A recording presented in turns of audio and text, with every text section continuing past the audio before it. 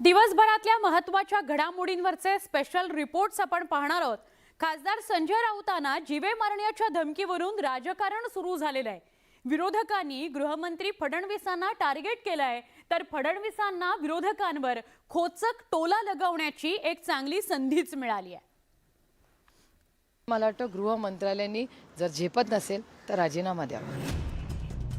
मी त्या सगळ्यांना एवढं सांगू इच्छितो की मी गृहमंत्री राहणार आहे। खासदार संजय राऊतांच्या धमकीवरून राष्ट्रवादी काँग्रेसच्या खासदार सुप्रिया सुळे आणि उपमुख्यमंत्री देवेंद्र फडणवीसांमध्ये शाब्दिक युद्ध रंगलंय। सुप्रिया सुळेंनी थेट गृहमंत्री म्हणून फडणवीसांच्या कार्यक्षमतेवरच सवाल उपस्थित केलाय। तसंच संजय राऊतांना Z+ सुरक्षा देण्याची मागणी केली आहे। संजय राऊत साहेब हे महाराष्ट्राच्या देशाचे एक मोठे नेते आहेत, त्यांच्याबद्दल हे बोललं जातं हे दुर्दैवीच आहे आणि गृह मंत्रालयाने आत्मचिंतन केलं पाहिजे आणि मला वाटतं गृह मंत्रालयाने जर झेपत नसेल तर राजीनामा द्यावा। संजय राऊतांच्या धमकी प्रकरणावरून विरोधकांनी गृहमंत्री फडणवीसांवर टीकेची झोड उठवली आहे, तर खासदार सुप्रिया सुळेंनीही फडणवीसांवर निशाणा साधला।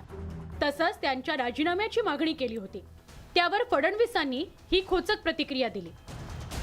मी गृहमंत्री झाल्यामुळे अनेक लोकांची अडचण झाली आहे आणि त्यामुळे अनेक लोकांना मनातनं असं वाटतंय की मी गृहमंत्री राहिलो नाही तर बरं होईल। पण मी त्या सगळ्यांना एवढं सांगू इच्छितो की मी गृहमंत्री राहणार आहे। मला सन्माननीय मुख्यमंत्री एकनाथराव शिंदे यांनी गृहमंत्री पदाचा चार्ज दिलाय आणि जे जे चुकीचं काम करतील त्यांना शासन झाल्याशिवाय राहणार नाही। खासदार संजय राऊतांना कुख्यात गँगस्टर लॉरेन्स बिश्नोईच्या नावानं जीवे मारण्याची धमकी देण्यात आली आहे। पोलिसांनी एका आरोपीला अटक केली आहे, मात्र त्यावरून राज्यातील राजकीय वातावरण मात्र नक्कीच तापलंय। Bureau report, news 18 Lokmat.